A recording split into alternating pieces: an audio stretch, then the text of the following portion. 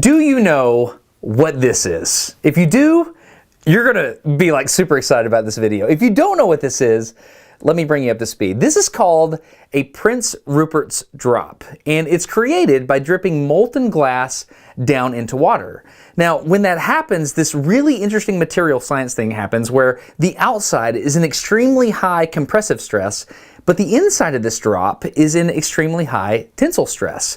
What that means is you can hit the tip here with a hammer and it won't break. It's glass, but it doesn't break. You can even hit it with a bullet, and I've done that here on this channel, and it shatters the bullet. But if you even nick the tail, it explodes. I get really excited when I do this. It explodes. Watch this.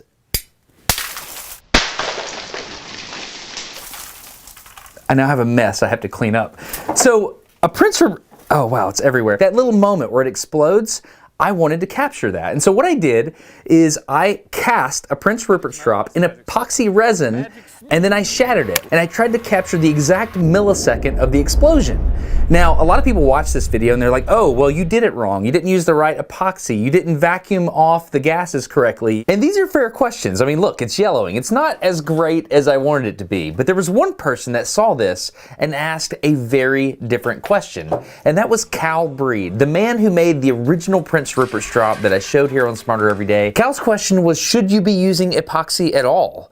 Couldn't you do it with glass? To which I replied, what? Think about it. A Prince Rupert's Drop is glass. Putting glass inside molten glass has to change things, right? It's a very difficult problem. So today on Smarter Every Day, we're gonna go get into the mind of an artist who understands the material properties of glass far more than any engineer I know. And we're gonna see if we can put a Prince Rupert's Drop in molten glass and shatter it. Let's go get smarter every day. This is Cal. He's the owner here at Orbix Hot Glass. What we're gonna do today is we're gonna have fun. And I have fun by making weird stuff, and I've got a great team of awesome people that like making weird stuff with me. We've made clear Prince Rupert drops. I want the ice blue one, so we're gonna pick up some ice blue glass. We buy colored glasses, and then we can break off a chunk of it, put it in here, heat it up to 1,000 degrees. We park it in the garage. So this is our garage. It's hot enough to keep the glass from cracking, but it's not hot enough that it's gonna slump. We're gonna pick that up on the end of a rod here in a minute, heat it up, preheat it a little bit more up in that top corner. What do you mean, up in there? Yeah, up in the top left corner there. That's the hottest place? It's gotta be the hotter area, yeah. And then we'll bring it out and put it into here, which is closer to 2,000 degrees. This is what we use when we're making anything throughout the process of just reheating. You can't just make it in one gather and it's done. We're gonna heat up that blue, make it into little pieces so that we have multiple tries, because the colored glass for some reason doesn't want to be made into Prince Rupert drops. The clear ones we can do in a small bucket. They can hit the bottom and they're fine, but with the colored ones, if they hit the bottom, they typically break. Jill, for some reason, has a knack. We figured out that she has a higher percentage rate of getting them. Do you have a magic touch for the colored drops? I guess so, yes. What's the secret? I'm not She's sure. just lucky. You just know what's up? I'm just able to do it somehow. Yeah, I have a higher percentage rate of success. That's awesome. Okay, you see what's happening here? We are already learning that these artists have a feel for glass in a way that an engineer doesn't. Like, they understand it in a more intimate way. You heard Jill there, who's an apprentice under Cal, talking about how she's able to do certain things, and she can't really articulate it. She just feels it. She knows what she's doing. So when I think of this is just clear glass. When I see this is colored glass. They didn't make this, by the way. They make way prettier stuff. So I just see clear glass, colored glass, but these artists see like temperatures and gooiness at certain temperatures, and they have an intimate level understanding of how this stuff works, which is fascinating. So today we're going to be working with Jill, who you met there. We've got Eric, Lily, and Bodie. These are people who are all working under Cal, which means they're learning just like Cal did. Cal has apprenticed all over the country under some of the huge names in the glass-blowing world. It's cool to see how this knowledge is passed down through exploration, and Cal explains here what he and his wife Christy were thinking when they started the studio. When we built the shop, we wanted to make sure it was like a mad scientist kind of place. So you come up with ideas and let's try to make it. Similar to what we're doing today. It's a process of learning how to explore, how to learn, and then you have your ideas and you come in here and try it. All right, we now know that glass behaves differently depending on what color it is, so I asked Cal to explain some of these colors. Yeah, so this is like an ice blue. You can see how beautiful that blue is. These are very dense bars of colored glass, so if you were to use emerald, it's so dense it almost looks black, right? Okay. So, which is why I chose this ice blue. I love this color anyhow, but it's more transparent. A little later, I explored these colors more with Eric, who explained that the physical properties and the color itself is not only a function of the chemicals inside the glass, but how you heat it and cool it. Copper ruby. This is a very interesting color. This will go completely clear when you're working on it. Completely. And then once you put it in the oven, it will turn blood red. And if you get it too hot, sometimes it will just go clear. It's a very bizarre color. I've never even heard some of these words. Aubergine. Aubergine? It's like a purple. Uranium is Oh, no way. out of... Is it actual uranium? yeah. Okay, so to make the individual Prince Rupert strops, they need to break up that one piece of blue glass they had been warming up in the garage, and to do that, they attach a thin, solid metal rod using already molten glass as glue on the tip. That grabs the blue piece, and then they put that in the glory hole to heat it up even further, making it malleable. Then they form individual bulbs that they can break off in a really interesting way. So you just broke that off with a mechanical vibration. Every time we're making a piece, we have to eventually get it off the blowpipe or off the punty rod. So we're going to create a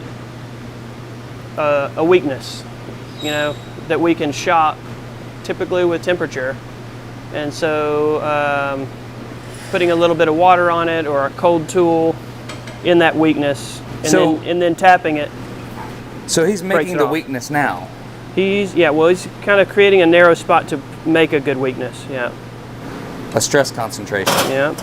So engineers and scientists, they think about materials a certain way, right? They've got aluminum and steel, and if you pull and push these things, they have certain things called a stress-strain diagram. Steel, you're going to pull it, and it'll yield and then break. Aluminum does the same thing, but it does it a little bit differently. Glass is different. It doesn't yield and stretch over time. It breaks because it's brittle. Glass artists are always thinking about that point right there, the point at which glass breaks. Sometimes they're trying to avoid that, like in the middle of a big piece, and sometimes they're trying to create that. There's more to this though, because they're going from liquid glass to solid glass. You've seen a graph like this before, right? This is the phase diagram for water. We can boil water from liquid and turn it into a gas. We can freeze water and turn it into ice, right? We can move into the solid part of the graph. This is the way I always understood matter to work. You can just move around on this graph, change from solid, liquid, gas based on the pressures and temperatures. Well, yeah, that's true for water, but that's not true for all materials. Water has what's called a first order transition. Let's make a graph of viscosity versus temperature. If you have solid ice and you heat it up to turn it into liquid water, that phase transition happens very quickly in an extremely small temperature band. This is why water is called a first order transition. Glass, however, is a second order transition, which means the phase change happens gradually over a wide temperature band, and you would think the graph of that would look like this, linear, but it doesn't. It works like this. Cold solid glass exists up here in the glassy region, but as you heat it up, the glass transition begins and you fall off and the viscosity starts to change drastically. Then suddenly it levels off in a rubbery state. This is known as the rubbery plateau. More heat is added and you drop off the rubbery plateau and it starts to flow in what's called the rubbery flow region. If you add yet more heat, the glass will start to flow like a liquid. Look at this curve. Glass artists know how to use this curve to make glass do exactly what they want. If you were a glass artist, where would you want to work the glass? For me, it would be on the rubbery plateau. It's a relatively large temperature range that gives me the same physical properties. That's pretty cool, right? So as a glass artist takes their work out of the furnace, it's a certain temperature, right? And then it starts to cool off. And so they have a certain amount of time to work it until it gets all the way back over to the glass transition region, and then they can't work it anymore and they have to stick it back in the furnace and they move it back down the rubbery plateau and then they come back and forth, and that's what they're doing. They're controlling the viscosity by managing the temperature of the glass. They don't need to know these graphs to know what they're doing. They know it in their soul. Like engineers, we're thinking about the stress strain curves and we're like, oh, the glass is going to break here. Well, the glass artist is managing all this with the temperature of the material itself. So they're riding up and down the curves at all times and they're just doing it. So what I want you to think about is this curve, because this is how I have to understand it. The first step for the team is to make the Prince Rupert's drops. Did it work? Oh wow. That's a beauty. Oh, that is so beautiful. Yep. So now we have this beautiful Prince Rupert's drop. How do we get this thing in molten glass? The obvious answer is we need it to be transparent, whatever we're going to hold the glass in, so it needs to be a glass. And so Cal has explained to me that he can't just go get a glass off the shelf and pour molten glass into it, because the temperature difference will cause it to explode due to thermal stresses. So what Cal has elected to do is create this glass as he's getting everything else ready. So it's going to be hot and the temperatures are similar and it's going to work out beautifully. And just the process of how he makes this is amazing. So what we're about to do, you can't do unless you have multiple artists doing different parts of the process. Is that true? Yeah, you have to have a team for this. There's no way you could do this by yourself. Everyone really has a great understanding of material already, so this is only helping us learn the material better. Awesome. I think we should just try it. Okay, sounds good. So the first step of making a drinking glass is to gather glass in the liquid flow region onto a blowpipe. Cal then takes it out of the furnace, gets the blowpipe cool where he can hold it, and then he does this.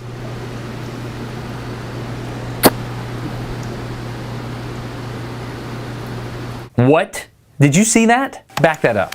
Cal puts a little bit of air inside the glass and then he plugs up the end of the pipe with his finger, and then the heat from the glass makes the gases expand and it does all the work for him. He used the ideal gas law to blow up the glass. That's amazing. Just gonna gather one more time over it.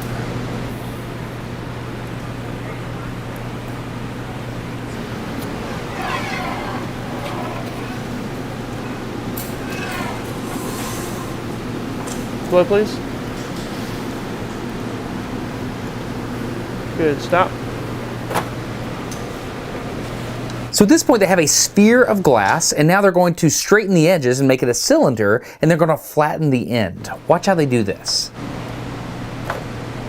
And you're thinking about temperature and thickness and things like that right now? All of it, yeah. Stop. Okay, Eric, feel heat from here down and we'll drop it out a little bit.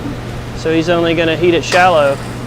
That way we can stretch it from the shoulder. We've made it kind of a wide shoulder. We're gonna stretch it down now. So once again, the heat differential plays part of how you shape it. Okay, so see how we had this colder shoulder. I was able to brace the tips of these off of and add or blow it up. And it blew the glass here. You made it a cylinder. Yeah, so now he's gonna heat it even shallower. So he's making it upside down, right? And so this part's cold and this part's hot. So this part is already solid. So he can take his tongs and he can put them on down there and he can push down and form the part that's hotter. So they're in different parts of the flow regime on that curve, which is amazing. Also, he's rotating the thing because this part that's over here that's more droopy wants to droop down. This is incredible. So he's gonna heat only the base now, so we can flatten and tighten that up. Okay. After that more shallow heating, the end of it is more pliable so they can flatten it out. They do a combination of paddling and using the gases inside to make it fill out. After that, they then put another rod on the other side and they break off the cup, turn it around, and then they make it a cylinder from the inside out. All the while we're doing this, Lily's over there putting some molten glass on a piece of kiln shelf, so when we set the glass down, the kiln shelf won't be too cold and thermally shock the glass and break it. Can I briefly look at it? Yes. Oh yeah. Yeah. That's awesome. Okay. Now that the cup is finished, Cal started letting everybody know where they need to be when, because he has to manage the temperatures and the timing. He has a big ladle that he's going to get molten glass in, and it's very dangerous. I got out of the way and went and got the high-speed camera ready, and I just sat back to watch. Okay, I think we're ready. Are y'all ready? Yeah. Ready?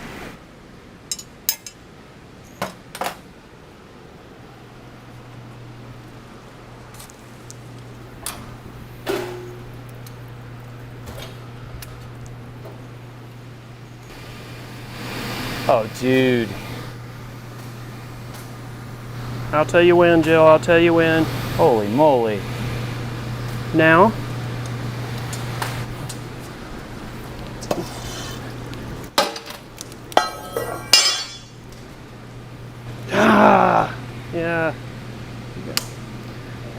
y'all, we got to be a little faster on that, big time.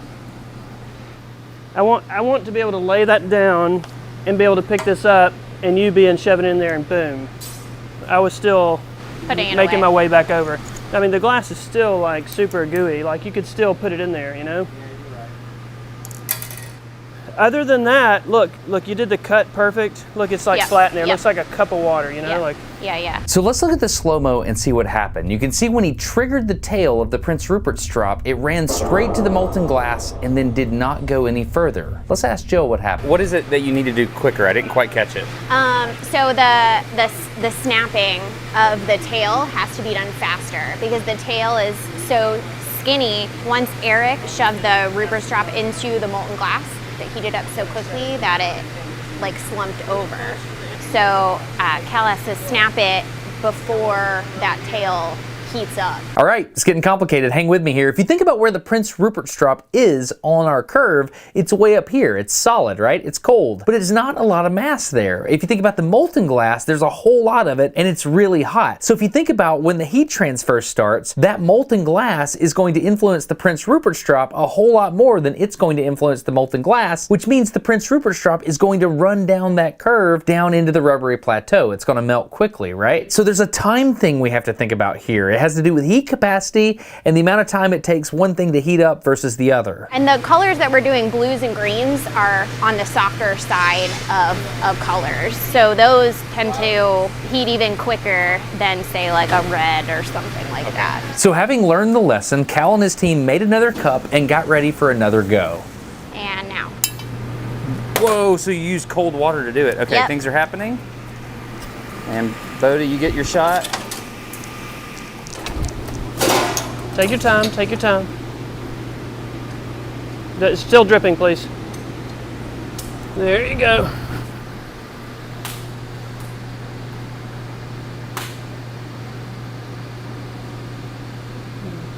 Jill.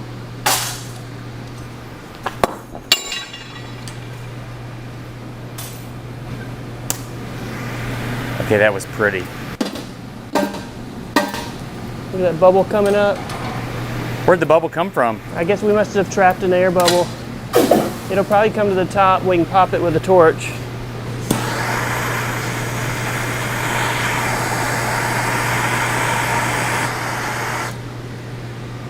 That should semi-disappear. Cool. Are you happy with that? Yeah. You know, it'd be great if I was like a master caster and I would not trap air around. For some reason we didn't catch all those on the other ones. Well, those are like when the glass is like folding in there like that, it's like it's trapping air. This time the fracture ran down into the glass and we could see it on high speed.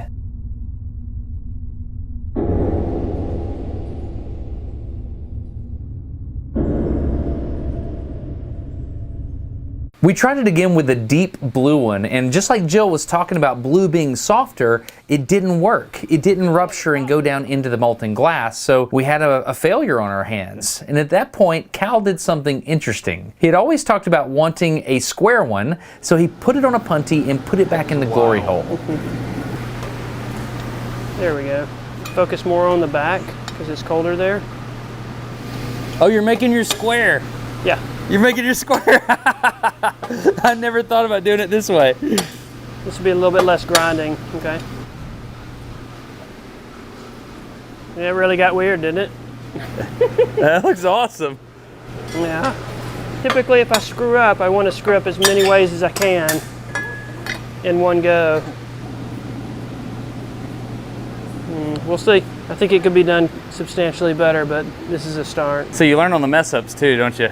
Yeah, that's what I was saying. Like, if we're going to mess up, let's mess up as much as possible so we can figure out as much as possible. So is that why you started squishing it? Yeah, it's like, this is the one to squish. Let's go. Got it. So we did it one more time, and it's cool to see how the teamwork got better. The choreography of all the elements got smoother and tighter and so much more calm.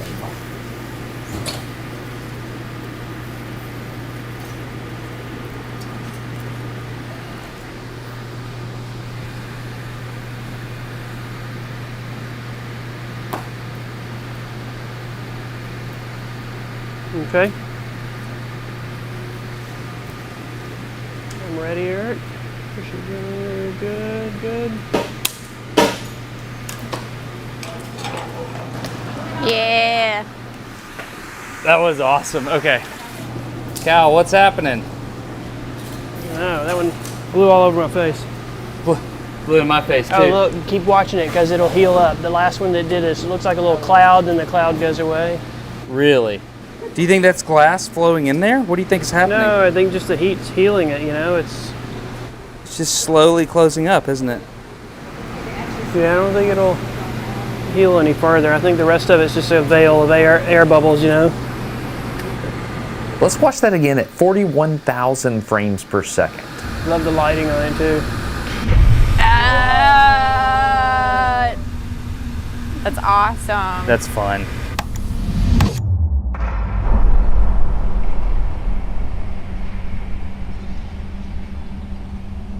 So you remember that Cal wanted to make a square one? Well, Cal told me that sometimes glass artists will use graphite to make molds. So I bought some modular pieces of graphite and started trying to put it together. I then took it to Cal, who adapted it to his needs and figured out a really clever way of using it so he didn't have to make a glass cup every time.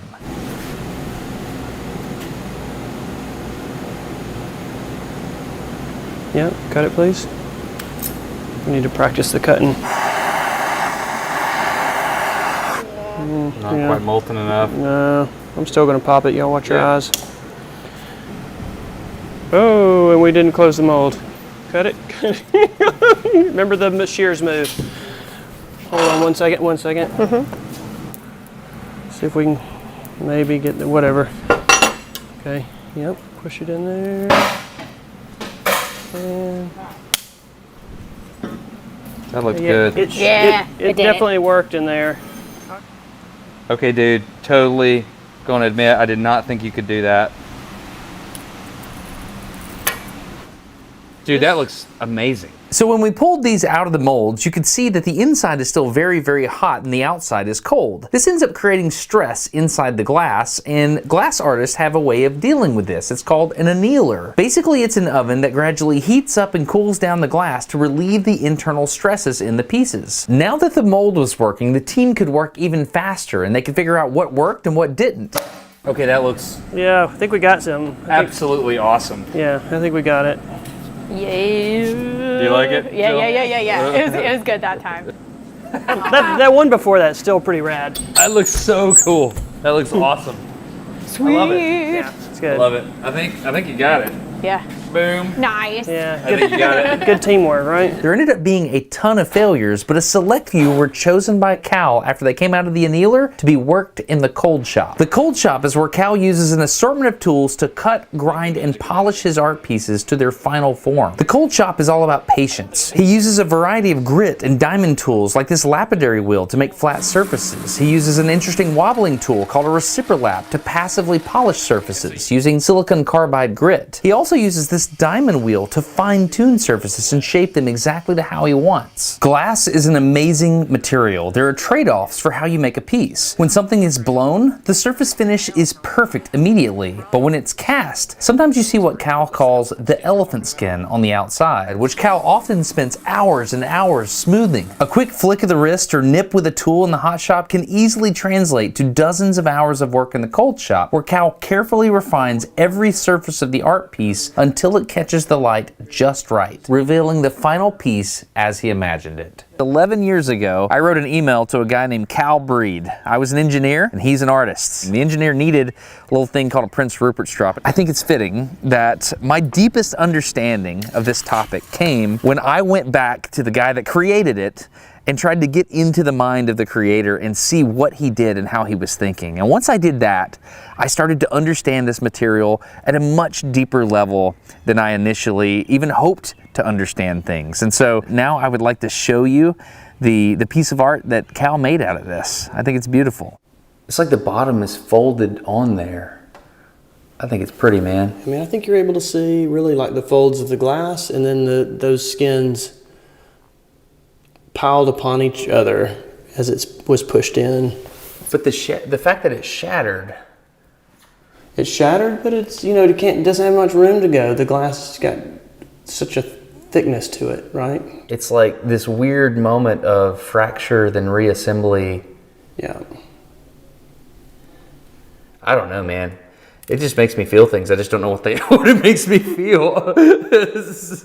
It's like a weird science, art, mechanics, materials. Right. These things ended up being gorgeous. I can see now what Cal was drawn to when he was imagining this before I could imagine it. We also looked at them under the polariscope. This reveals the stresses inside the glass, and you could see the folds as the glass was ladled in, and you could also see how the nose of the Prince Rupert strop pushed aside that, and it ended up making this amazing rainbow pattern. This is almost my favorite part. It looks like it looks like something in space, but it's got supersonic shock waves coming off of it. Like it looks, I don't know, that's how my engineer brain interprets this. There's two main things I learned in this video. The first thing was about the second order phase transition of glass. I didn't know that, and it's fascinating. And the second thing was about failure. Now, sometimes people will celebrate failure, and there's a place for that, but Cal has a unique perspective. When he's doing something really, really hard, the moment of failure means something different to Cal, and it was informative to me. A great piece is basically balanced right on the edge of failure and success. It's just balanced right there. But you don't really know where that line is. So you're very excited about the idea, it's spectacular to you, and you go into it, even though you don't seem like it, you're going into it with a little bit of fear and trepidation to get too close to that line because you don't want to fail and lose it. But once you do fail, all that's gone. Now it's game on. It's all about just learning, right? So if it's a piece that you know is going to take 4.5 hours, and at 3 hours it's kind of screwed up, and you just say, okay, let's stop and start over. Well, you really don't know what happens in hour 3 to 5. You have no idea. So when you get to 3 again, now you have no idea what's coming. So my idea is usually if I screw it up all the ways that I can, find out exactly what's hiding, what my intuition doesn't, what vocabulary of the intuition has not been developed, what part of that language. So now I've screwed it up all the way until the finish. We know where things might happen. So now when I go back into it, I've got the intuition more developed. I mean, failure ends up being a good space for discovery, right? But it's like, if I'm going to fail, let's keep failing. Let's keep screwing up. Let's see what's there. Let's go find out, you know, like. But if you just stop and put it away and start over, you're kind of missing out on a lot. The fact that Cal and the team were able to figure out how to make a blue Prince Rupert strop and how to cast it without melting it, I think that's amazing. So if you actually want this thing, I've asked Cal if he'd be willing to sell it. He said, absolutely not. I can understand why, because he loves it, and I love it too. It's special to me. But I just asked him to put it up on his website, priced not to sell. This is one of the most fascinating objects I've ever seen in my entire life. It's this blend of fine art and science and research and learning, and I just love to stare at it. I've had it for a few days, and if you'd like to buy it, you can do so at calbreed.com. You see he signed it there. I just think it's amazing. So if you're interested in this, go check out calbreed.com. So it'd be interesting to see what price he chooses. He also has other ones that he's gonna put up there as well. Some clear ones. And they have this ghost, I don't know how to describe it, like a veil. It's beautiful. So if you'd like to check that out, calbreed.com. And he also has figured out a way to cut some polarizing filters and to send those as well, which I think is really cool, and that makes it look neat. I'm gonna close with this 11-year-old email I wrote to Cal. I said, I would love the opportunity just to work on your crew for an afternoon or something. I would like to tell people about your website and where you're at so they could contact you to commission your work. I don't make anything from telling you to go to calbreed.com or orbixhighglass.com. This is just me trying to make good on an 11-year-old offer I made to a buddy, and I think it's awesome. And thank you to the patrons for allowing me to make videos like this. If you want to support Smarter Every Day, you can do that at patreon.com/smartereveryday. That's it. I hope you enjoyed this. Go check out Cal's website, calbreed.com.